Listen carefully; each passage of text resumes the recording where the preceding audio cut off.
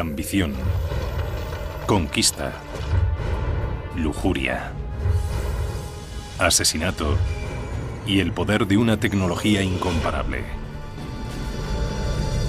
Estas fueron las bases de la fundación del Imperio Romano. Les movía una especie de ego cultural colectivo. Los colosales proyectos de construcción de Roma, coliseos, palacios, calzadas y acueductos extendidos por 3 continentes, fueron vehículo del poder y las promesas de la civilización más avanzada del mundo. Estas estructuras se convirtieron en símbolos de esa idea que era Roma. Pero aunque los romanos dominaran el paisaje con sus enormes proezas arquitectónicas, a la larga se verían impotentes para evitar su propia autodestrucción.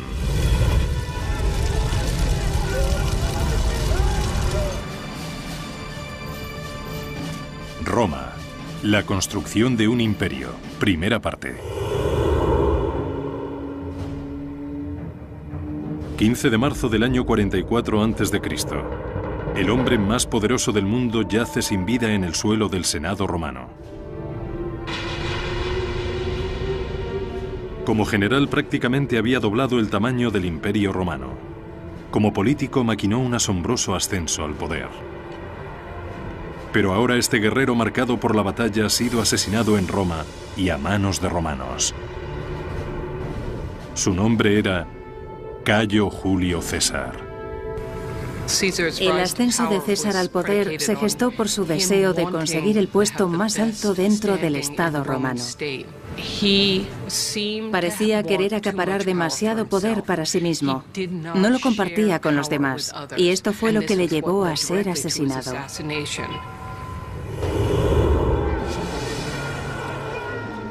Unas décadas antes, el César, general joven y ambicioso, había reconocido que el camino hacia la gloria en Roma comenzaba en los campos de batalla, muy lejos de ella. Su afán por la conquista militar daría lugar a la construcción de una de las proezas de ingeniería más intimidantes de Roma.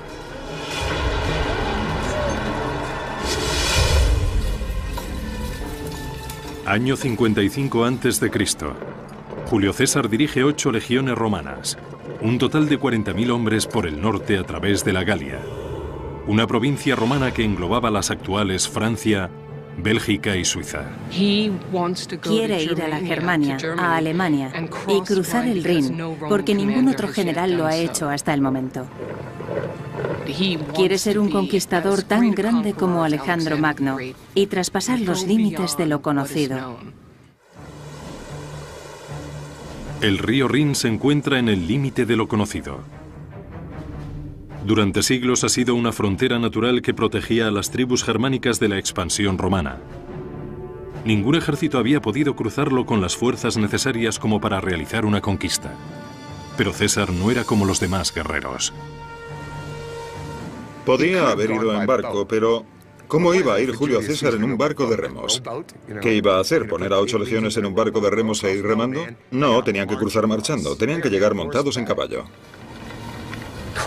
Cruzar el Rin fue una nueva proeza de ingeniería por su alcance.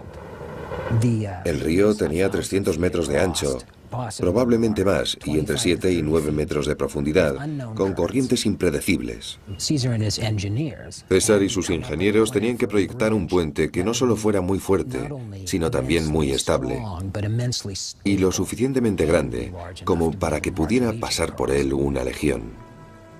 El puente tendría que tener la longitud de 4 campos de fútbol y aguantar el peso de 40.000 soldados. A pesar de la anchura y profundidad del Rin y de sus fuertes corrientes, Julio César estaba empeñado en hacerlo.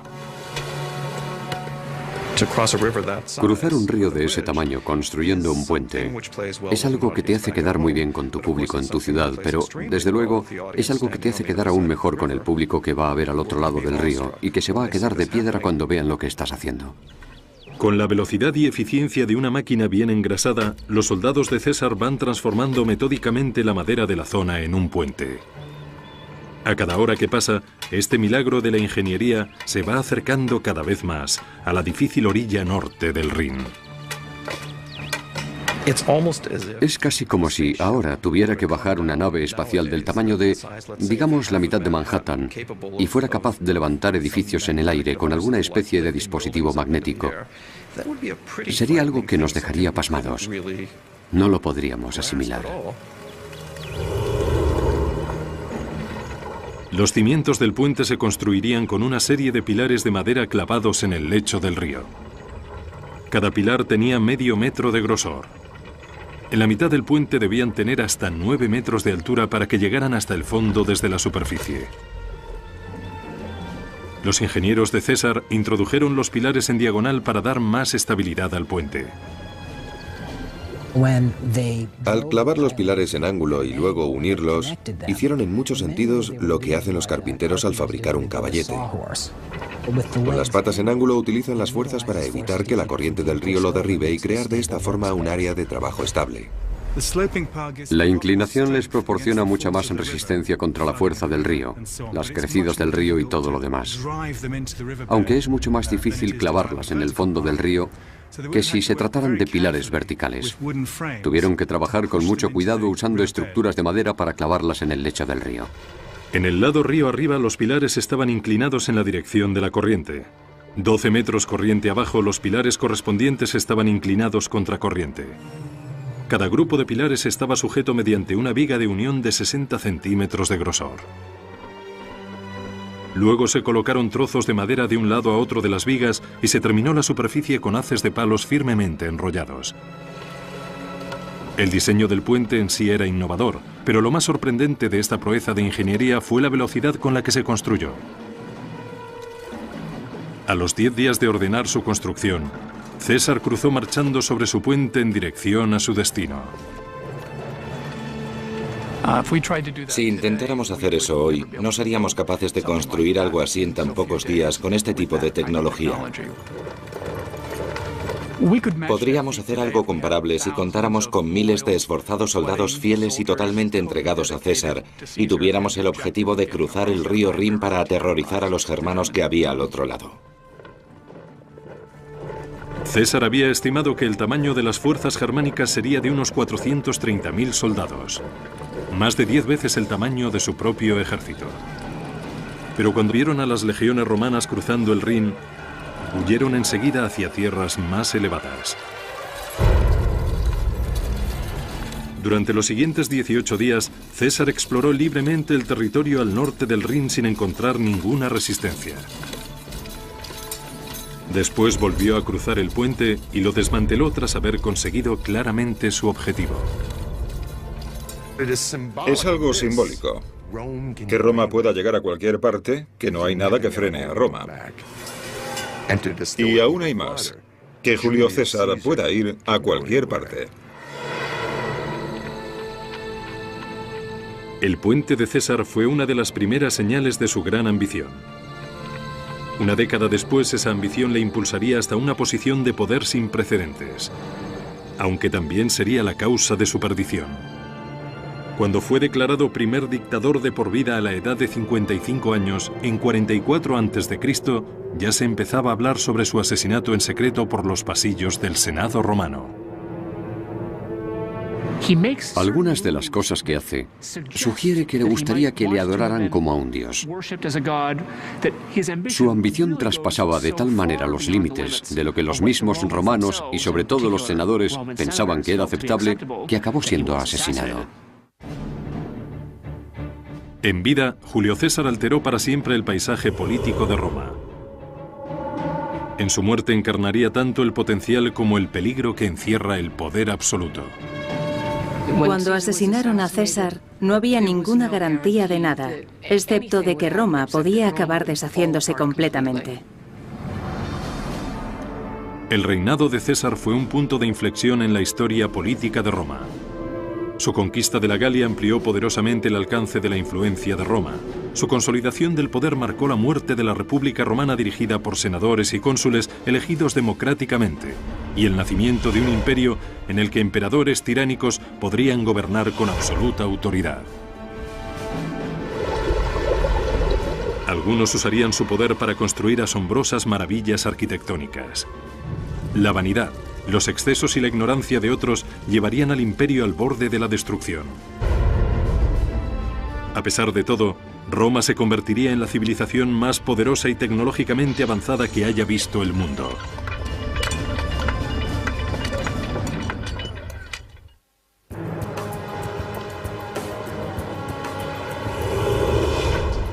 Actualmente Roma es una ciudad del siglo XXI donde lo antiguo se enfrenta a lo moderno.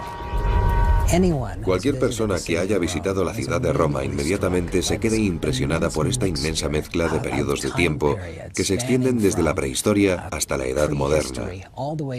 Y lo más maravilloso de Roma es que estás viviendo en medio de la historia de una de las civilizaciones más grandes que haya formado parte de la humanidad.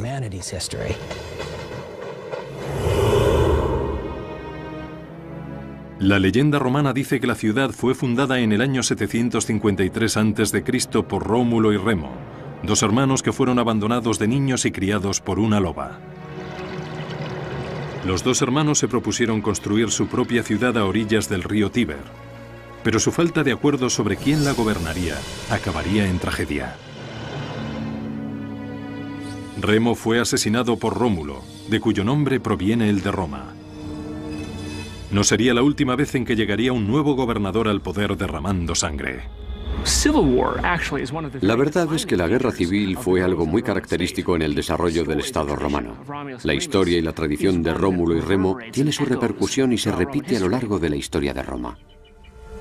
En un principio, Roma era uno de los innumerables pequeños reinos que buscaban el poder en Italia central.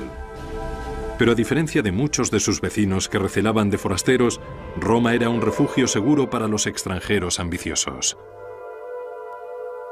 Rómulo dijo: dado el hecho de que no tenemos nada de población, crearé un asilo. Crearé una zona libre para cualquiera, esclavos huidos, bandidos, piratas, quien sea, que vengan y participen en esta gran idea que es Roma. Esa fue una actitud muy especial. Por lo tanto, desde el principio, parece que los romanos eran muy abiertos. Esta apertura fomentó un intercambio libre de ideas, entre ellas teorías de ingeniería importadas de otras culturas. Al tomar prestada la tecnología de algunos vecinos como los etruscos, Roma expandió su poder a toda la región. Los romanos tenían una extraordinaria capacidad para aprovechar la tecnología del pasado y adaptarla a sus propios fines, refinándola y mejorándola. De los etruscos aprovecharon las tecnologías de construcción de calzadas, sistemas de movimientos de aguas, construcción de enormes y extraordinarias murallas y producción de cosas basadas en la tecnología etrusca. El primer gran éxito de ingeniería de la ciudad fue la Cloaca Máxima, un extenso sistema de alcantarillado que aún funciona hoy, 2500 años después de su construcción. La Cloaca Máxima recogía las aguas que corrían por las calles de Roma y las vertía en el río Tíber. Los ingenieros también utilizaron los conductos subterráneos del alcantarillado para drenar las tierras pantanosas entre los poblados situados en lo alto de las colinas de Roma. Allí construyeron el Foro, el antiguo distrito del centro de Roma. La construcción de la Cloaca Máxima, en mi opinión, es la clave para transformar Roma, y que pasara de ser una serie de tribus que viven en colinas dispares en torno a un pantano cenagoso, a ser una cultura centralizada y unificada. El nuevo foro romano resultante del drenaje conseguido a través de la Cloaca Máxima permitía que la cultura se consolidara en un lugar central. Mientras la cultura de Roma se iba consolidando, empezó a crecer la influencia que la ciudad tenía sobre sus vecinos. En el siglo IV a.C., Roma controlaba la mayor parte de Italia central, y sus ingenieros recibieron el encargo de desarrollar una infraestructura de comunicaciones que conectase el imperio en expansión. En la antigüedad había básicamente dos modos de transporte. Se podía viajar por el campo, bien a caballo o con más probabilidad, andando o en carros, o se podía viajar en barco. Los caminos, tal y como los conocemos hoy, en realidad no existían antes del Imperio Romano. Todo eso cambió en el año 312 a.C. al construirse la Vía Apia. La primera calzada nacional de Roma que recorría 212 kilómetros desde la capital hasta la provincia de Campania al sur. Para trazar la ruta más recta y rápida por la costa, los ingenieros romanos utilizaron un instrumento especial de topografía. Los romanos utilizaban una herramienta llamada groma, que consistía en una barra vertical con una cruz en la parte superior que se ponía sobre el suelo. Mirando a través de la cruz se podían alinear dos puntos en línea recta. La gran diferencia entre las calzadas romanas y las carreteras actuales es que los romanos no podían trazar curvas. Por lo tanto, las calzadas eran completamente rectas hasta un punto en que giraban en ángulo cerrado y otra vez totalmente rectas en otra dirección. La dificultad, por supuesto, de construir calzadas tan rectas en cualquier dirección es que se encontraban con colinas y valles por los que había que cruzar, pero cuando se encontraban con esta situación, atravesaban la montaña para poder seguir llevando la calzada en línea recta. Una vez se conseguía despejar la ruta ideal, se cavaba una zanja ancha y se rellenaba con tierra y cantos rodados para crear una base sólida. Después se cubría con una capa de grava compactada con arcilla o mortero. La superficie superior se componía de una capa de gruesos adoquines inclinados que permitían que el agua escurriera hacia los lados. Las calzadas resultarían tremendamente amenazantes. Cuando vieras las calzadas te preguntarías, ¿cuánto tiempo tardarán 10.000 soldados en llegar hasta mi casa? Creo que me lo voy a pensar dos veces antes de hacer ninguna tontería contra Roma. En el momento del asesinato de Julio César en el año 44 a.C., Roma controlaba la mayor parte de Europa occidental y África del norte. Había derrotado a Cartago un siglo antes, lo que la convertía en la única superpotencia del mundo mediterráneo. El posterior sucesor de César fue su gran sobrino Octavio, que fue renombrado Augusto y coronado primer imperator o emperador de Roma.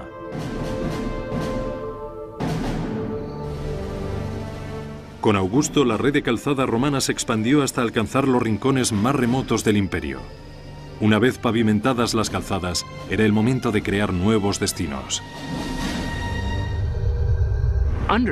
En la época de Augusto empezaron a surgir por todas partes ciudades al estilo romano dotadas de un foro, un teatro, un anfiteatro, una basílica y todas las demás grandes características de la ciudad de Roma.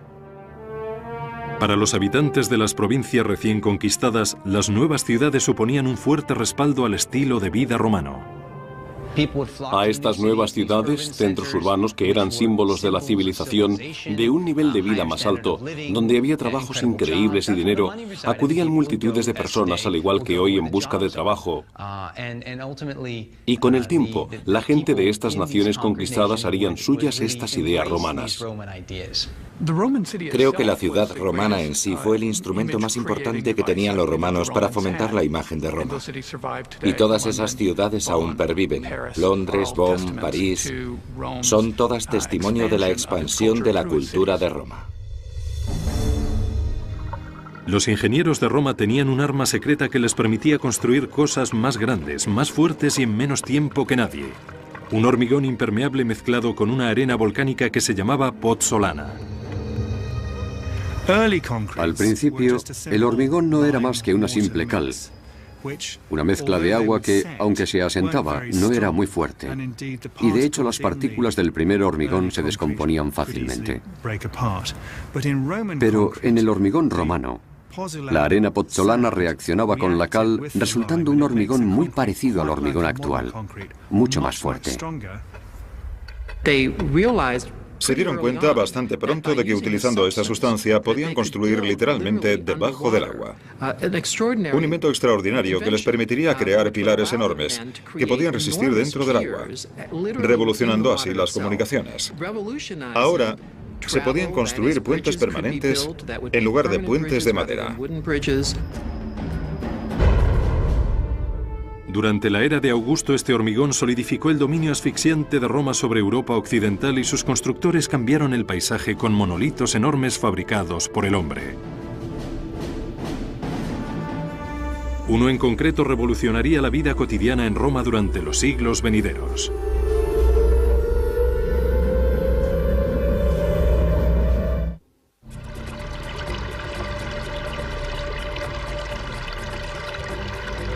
En el siglo I, Roma se había convertido en la única superpotencia de Europa.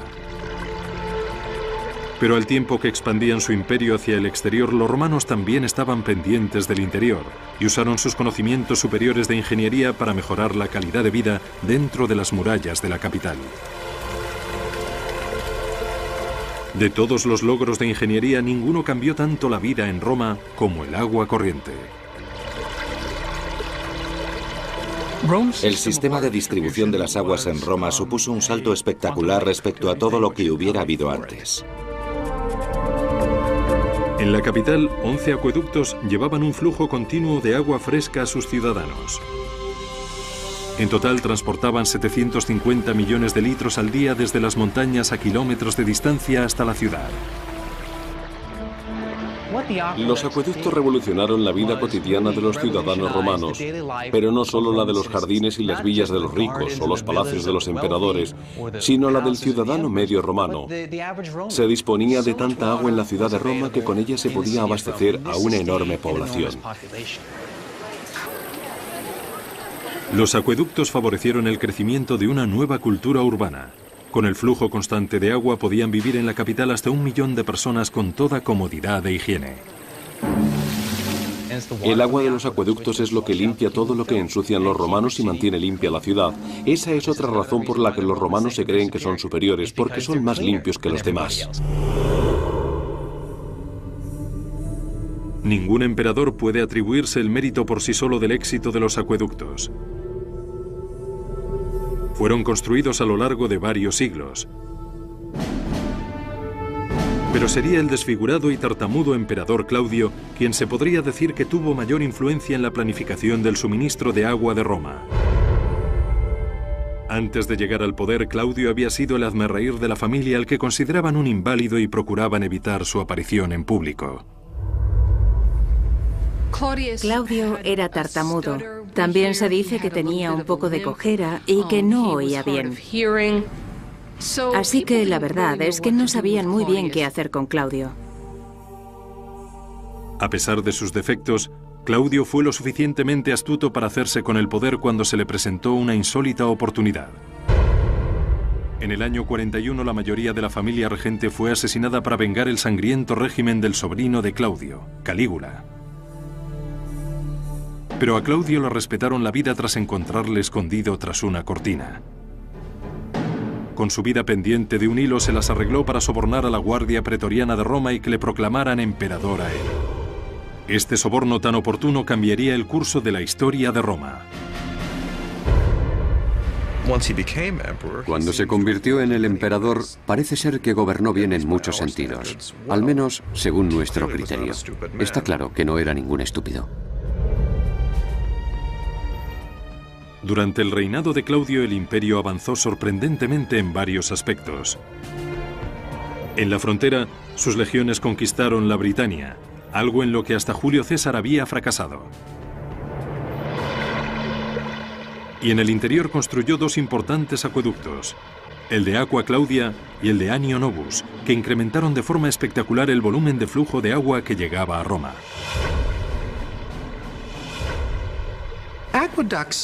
Los acueductos, en teoría, no son tan complicados.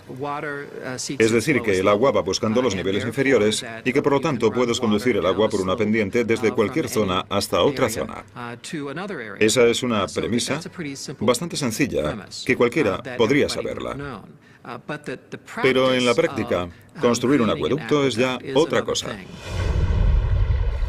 Los romanos planificaron sus acueductos para que se acercaran a la ciudad en un ángulo o pendiente que fuera descendiendo gradualmente. La pendiente bajaba unos cuantos centímetros cada 100 metros. La inclinación del acueducto tenía que calcularse desde grandes distancias, 40, 50 o incluso más de 60 kilómetros, desde los manantiales de las montañas hasta las ciudades. Y eso tenía que mantenerse. No se podían desviar de ello con independencia de la naturaleza del terreno del que se tratase. Para mantener el ángulo preciso de la corriente de agua a través de las grandes montañas, los ingenieros romanos crearon unos túneles con la inclinación exacta. Cuando los conductos llegaban a los valles, se elevaban por medio de muros de piedra. Si era necesario crear muros de más de 2 metros de altura, los romanos ahorraban material de construcción y, conservando su resistencia, perfeccionaron un concepto arquitectónico de la antigüedad: el arco. El arco revolucionó la arquitectura en el mundo antiguo, permitiendo distancias mucho mayores de las que nunca habían sido posibles. Los arcos cambiaron totalmente la concepción espacial de la arquitectura romana. Los arcos se construían sobre una estructura de madera temporal que sostenía cada piedra en su lugar hasta que se colocaba la dovela o piedra angular en el centro. La dovela distribuía el peso por igual a cada lado del arco, lo que permitía colocar otras piedras encima de ella. Los arcos suponen un progreso respecto a la construcción del muro macizo en muchos sentidos, tanto en términos de eficiencia como en términos de solidez. El arco, por supuesto, requiere mucho menos material en su construcción, pero es muy resistente para soportar elementos como los tejados o los acueductos o cualquier cosa que quieras poner encima de él. Una columna de arcos de 10 kilómetros transportaba el Aqua Claudia cruzando los valles en dirección a Roma. Los acueductos tendrían un tejado cubierto, pero, por supuesto, si se pudiera quitar ese tejado, se vería el agua circulando como en un río, en dirección a la ciudad. Una vez llegaba el agua a la ciudad, los acueductos la vaciaban en 3 depósitos distintos. Uno destinado a las fuentes públicas de agua potable, un segundo con destino a los baños públicos y un tercero reservado para el emperador y otros romanos acaudalados que pagaban por tener su propia agua corriente, un concepto muy adelantado en su tiempo. En el siglo I o II, prácticamente todos los hogares de cualquier clase disponían de agua corriente. Esto es sorprendente, porque, por ejemplo, durante toda la Edad Media no pudieron disponer de ella. Con la construcción del Aqua Claudia y del Anio Novus, el emperador Claudio había revitalizado el sistema de distribución de las aguas de Roma. Su mandato público fue un éxito, pero las decisiones que tomó en su vida privada le acabarían llevando a su perdición. La historia cuenta que Claudio perdía la cabeza con las mujeres, que se enamoraba perdidamente y en exceso de sus esposas y se comportaba como un hombre servil ante ellas. Claudio causó una profunda conmoción en todo el imperio cuando decidió casarse con su propia sobrina, Agripina, la intrigante hermana de Calígula. Agripina provenía de un linaje de mujeres ambiciosas, populares y poderosas. Era en cierto modo como la Cleopatra de su época. Era decidida, era orgullosa y era ambiciosa. Era terriblemente ambiciosa. Después de haber estado rodeada de emperadores durante toda su vida, Agripina deseaba saborear el poder ella misma. Y utilizó todos sus encantos físicos y políticos para conseguirlo. Y una vez más, el ya envejecido Claudio cayó en sus redes. Utilizó a su único hijo como medio para perpetuarse en el poder. La intención principal de Agripina al seducir a Claudio y convertirse en emperatriz era asegurarse el acceso de su hijo al trono. En el año 50 convenció a Claudio para que nombrara como heredero al hijo del anterior matrimonio de Agripina, en lugar de a su propio hijo biológico. 4 años después, el emperador Claudio moriría envenenado por una seta y por la ambición de su mujer. De la noche a la mañana, Agripina había pasado de ser la mujer de un emperador a la madre de otro. Su nombre era Nerón, un tirano en ciernes de 16 años cuyas maquinaciones acabarían en desastres.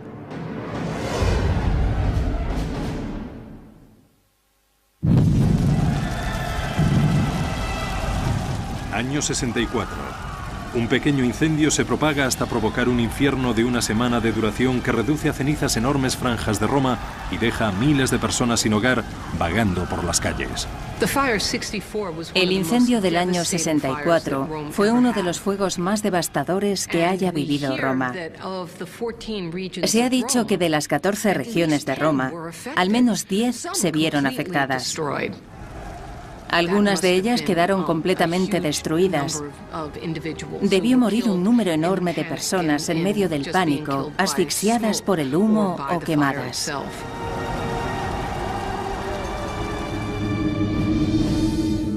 Como principal sospechoso de la lista de posibles responsables se encuentra el mismo emperador Nerón, al que supuestamente se vio tocando la lira en lo alto de una torre cercana mientras el fuego se propagaba.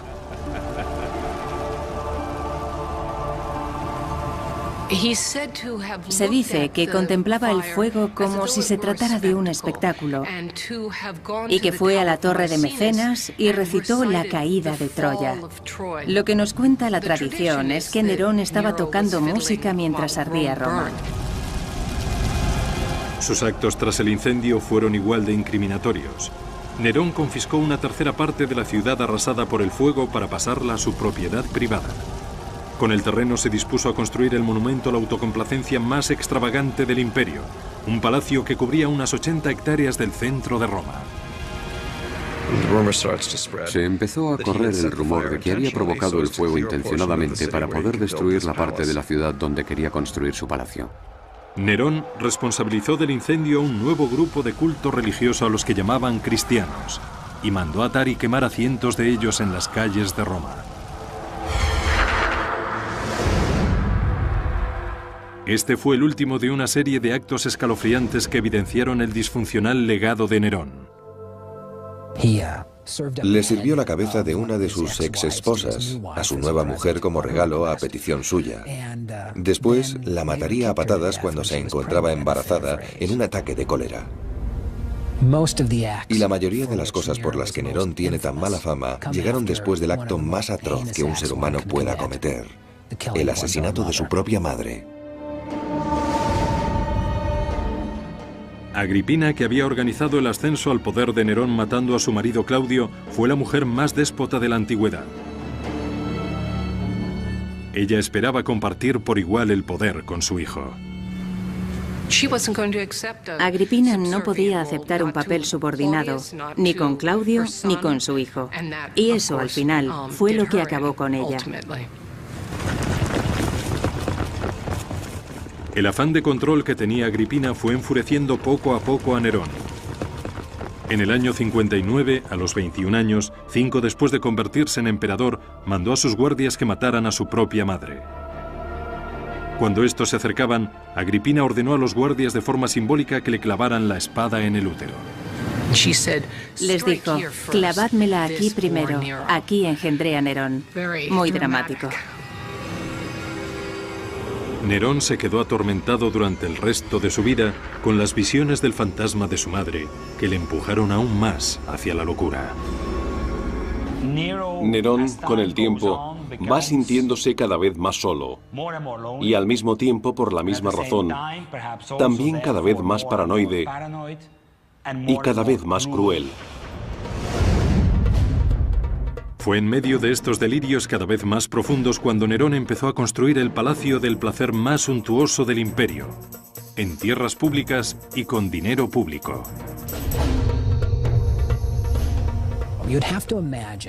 Tendríamos que imaginarnos algo como que todo Central Park en Nueva York se convirtiera en la propiedad privada y palacio personal de Bill Gates. Era una zona en el corazón de la ciudad donde tenían sus casas las personas, algunas de ellas ricas, que pertenecían a la ciudad. Fue algo escandaloso. Nerón exprimió a las provincias hasta dejarlas secas para conseguir los fondos necesarios. Incluso en Roma exigió dinero a los ricos.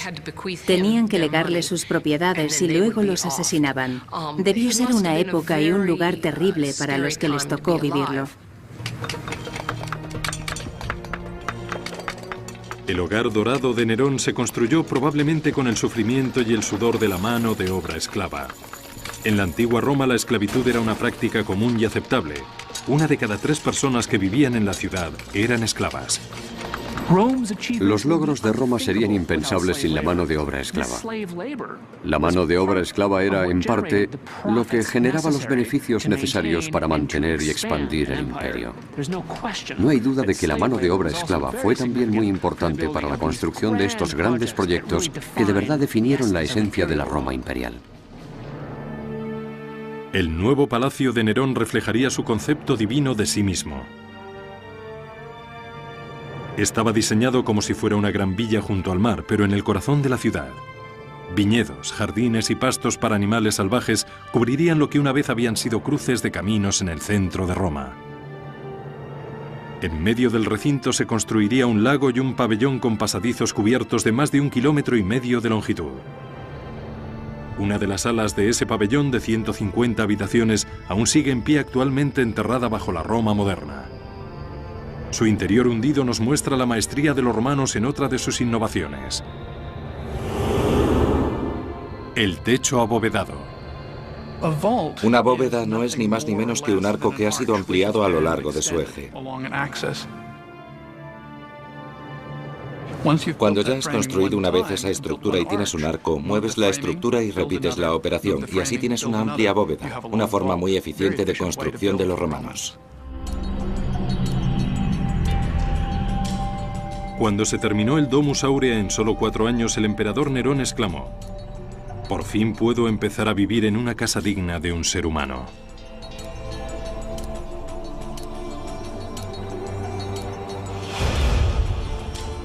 Los restos que han perdurado son una parte oscura y húmeda del decadente palacio en el que vivió. Estas cámaras de ladrillo y hormigón estuvieron en su día adornadas con oro y recubiertas con coloridos frescos y piedras preciosas de valor incalculable. En el techo había incrustadas piedras preciosas y semipreciosas. Allí había lapislázulis, cristal de roca, cristal rosa, que habían puesto allí simplemente para captar la luz.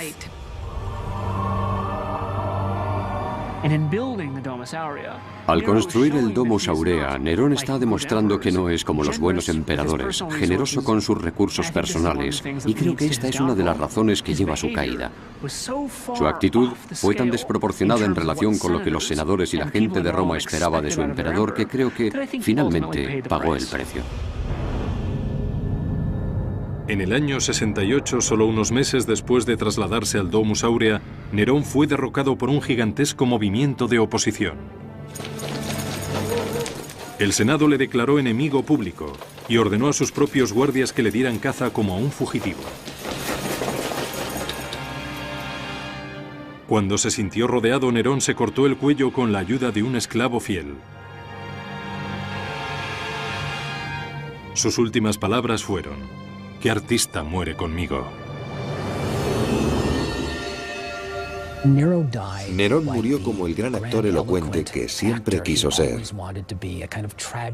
Una especie de actor de tragedia en un escenario trágico. Sus últimas palabras completan su imagen como alguien que se vio a sí mismo no como un emperador, sino como una estrella. Tras la muerte de Nerón, los romanos intentaron enterrar todo recuerdo de él y de su opresivo mandato. En el año 104 su casa dorada se rellenaría y cubriría de tierra y escombros. Serviría de base a un complejo de baños que construiría encima de ella el emperador Trajano. Durante los 1300 años siguientes permanecería enterrada y olvidada junto a una ciudad en continuo cambio. En el siglo XVI, un socavón hizo que los exploradores volvieran a entrar en el vientre de esta bestia de la antigüedad. En su interior, los artistas del Renacimiento se inspiraron en sus extraños frescos. La palabra grotesco que utilizamos actualmente viene del término artístico usado para describir estas extrañas criaturas que vieron allá abajo, mitad humanas, mitad bestia, en parte elemento arquitectónico, en parte decoración. El Domus Aurea es un testimonio perdurable del escalofriante mandato de Nerón, echado a perder por la locura, el asesinato en masa y la más extrema autocomplacencia. Una vez finalizado este periodo, el Imperio Romano se enfrentó a un futuro incierto. Todos los emperadores, desde Julio César hasta Nerón, habían descendido de un único linaje. Ahora, por primera vez en la historia, el gobierno del imperio estaba a disposición de cualquiera. Nadie estaba seguro de lo que iba a pasar a continuación, excepto que iba a derramarse sangre y que no iban a pasarlo bien hasta que hubiese acabado.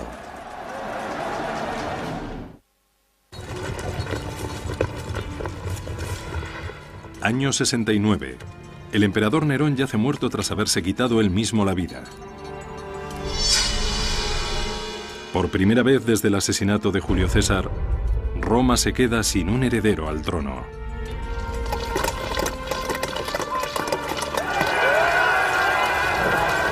Estalla una lucha de poder entre los principales generales del imperio que enfrenta a sus ejércitos entre sí en un sangriento intento por alcanzar el poder. Al final, el vencedor es Vespasiano, un general sencillo y franco que había dirigido a las legiones de Roma en su puesto de destino, la inestable Judea. No tiene sangre azul, ni tampoco se parece en nada a su tiránico predecesor. Vespasiano era el anti-Nerón. Era lo más diferente a Nerón que se podía ser. Había ido ascendiendo poco a poco en el escalafón y era un hombre práctico, un poco endurecido, que tenía aversión a la pretenciosidad y además se sentía orgulloso de ello. Vespasiano es la clase de persona que preferiría ver un partido de fútbol a una ópera. A diferencia de Nerón, que explotó los conocimientos de sus ingenieros para sus propios vanidosos proyectos colosales, Vespasiano pondría las grandes mentes arquitectónicas de Roma al servicio del pueblo. Empezaría por vaciar el enorme lago que Nerón había construido en los jardines de su palacio. En su lugar, levantaría la maravilla de ingeniería más famosa de Roma, un lugar en el que se podía canalizar todo el caos que había consumido a la ciudad. Se llamaría el Anfiteatro Flavio, aunque se conoce más por el nombre de Coliseo.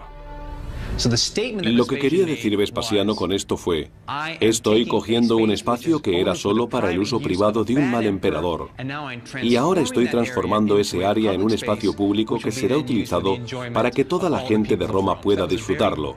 Esta fue una forma de propaganda muy audaz.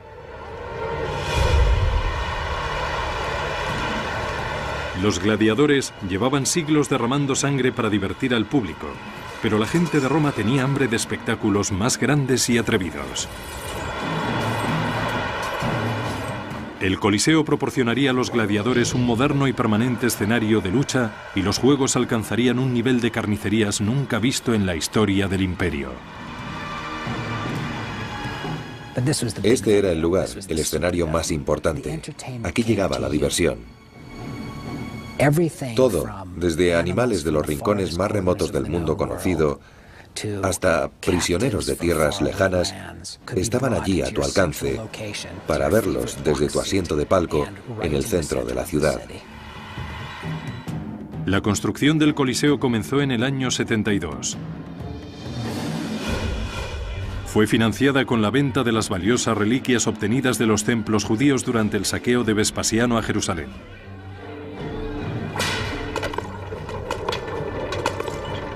De esa campaña se trajeron a 12.000 prisioneros judíos para construir el anfiteatro.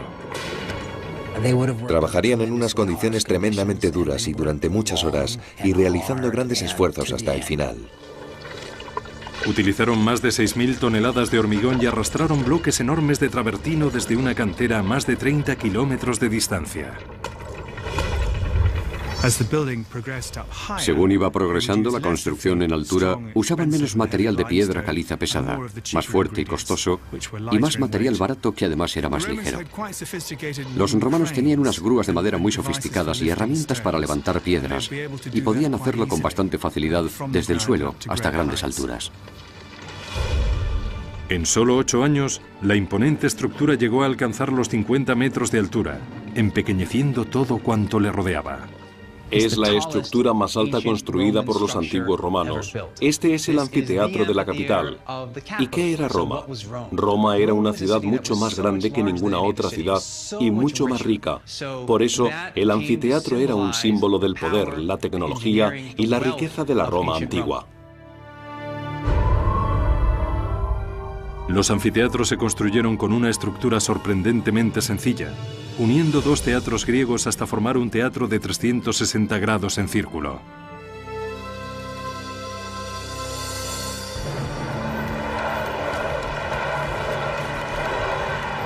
El Coliseo estableció un nuevo estándar en el diseño de anfiteatros romanos. Contenía una compleja red de pasillos y escaleras que permitían la entrada y salida de 70.000 romanos en un tiempo récord.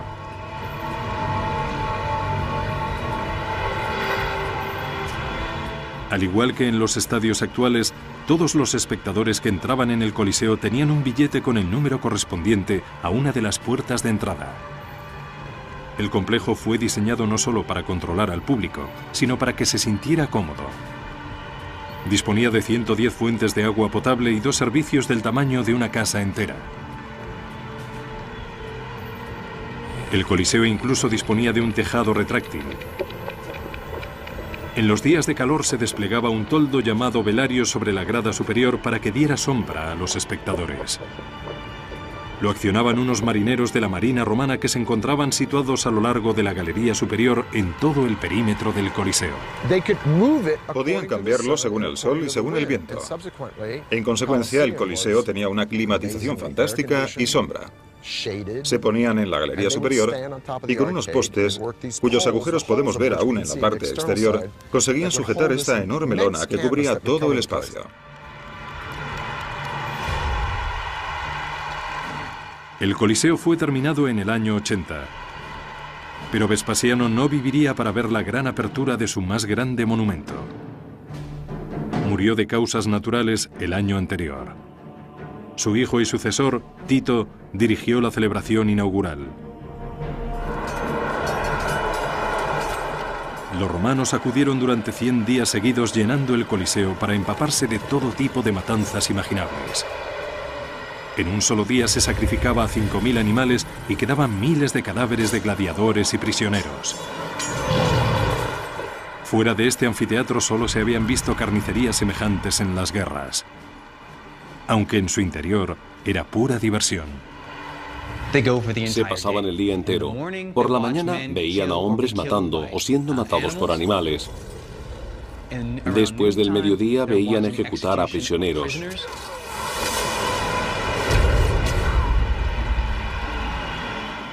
Y finalmente por las tardes el acontecimiento principal, el equivalente a la hora de máxima audiencia de la televisión, dejaban lo mejor para el final, los gladiadores, hombres contra hombres. Las luchas de gladiadores eran la gran atracción del Coliseo, pero no siempre eran el acontecimiento principal. Varios escritores antiguos describen batallas navales recreadas en directo, en el mismo coso, con barcos de guerra y en agua. Habría sido totalmente posible que desviaran agua de uno de los acueductos y la llevaran al Coliseo con el fin de inundar el coso de agua hasta una pequeña profundidad. Tenemos evidencias a través de estudios recientes del Coliseo que revelan que había muchos canales de agua para inundar la infraestructura del Coliseo. Por lo tanto, sí, fue posible y sí lo hicieron. Cristiano Ranieri es el primer arqueólogo moderno que explora el laberinto de canales de agua que había bajo el Coliseo. Él cree haber encontrado pruebas concluyentes de un sistema de cañerías que se utilizaba para inundar el coso con el fin de celebrar batallas navales. Bajo el suelo del Coliseo hemos encontrado algunos túneles muy antiguos, incluso más antiguos que el Coliseo, que datan de la época de Nerón, por lo tanto contemporáneos al Domus Aurea.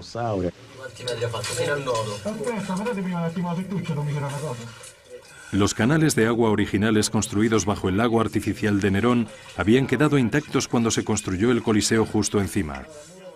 Es posible que se reacondicionaran para poder inundar y vaciar el coso.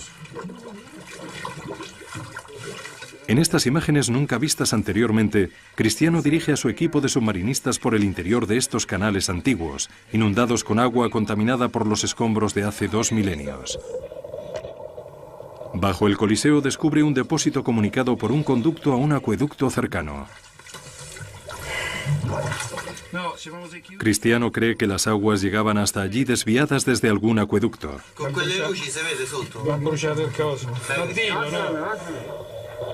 También encuentra indicios de las tuberías de drenaje que estaban conectadas al sistema de alcantarillado de la ciudad y que se utilizarían para vaciar el agua del coso en el río Tíber. Era todo un sistema de cañerías. En algunas ocasiones los túneles se utilizaban para inundar el coso del Coliseo para crear escenas de batallas navales. Las batallas navales del Coliseo fueron un asombroso triunfo de la ingeniería, pero resultaron ser una moda fugaz en el anfiteatro más famoso del mundo. En menos de una década se abandonaron estas inundaciones para acometer una renovación que revolucionaría los Juegos. Una nueva infraestructura bajo el suelo llamada hipogeo. En su interior había un sistema de ascensores y trampillas desde las que podían surgir de repente tigres y gladiadores armados y pillar por sorpresa a sus víctimas. Aunque el verdadero espectáculo se producía aquí en el coso, la espina dorsal, el sistema central y verdadero soporte del Coliseo estaba ahí abajo, en el hipogeo. Allí había fosos de leones, jaulas con animales salvajes a los que azuzaban, gladiadores que afilaban sus espadas y se preparaban para morir, criminales condenados en jaulas.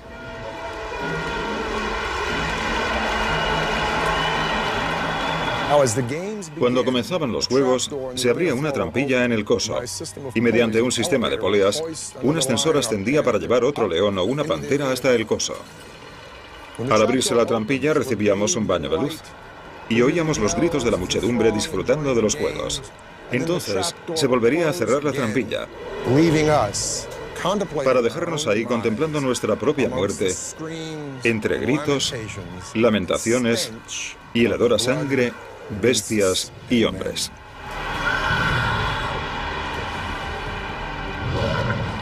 Violentos, sangrientos, explotadores, apasionantes. Los Juegos del Coliseo eran lo último en espectáculos en Roma, y todos los que entraban allí se quedaban impresionados por la extraordinaria capacidad de ingeniería de la civilización más avanzada del mundo.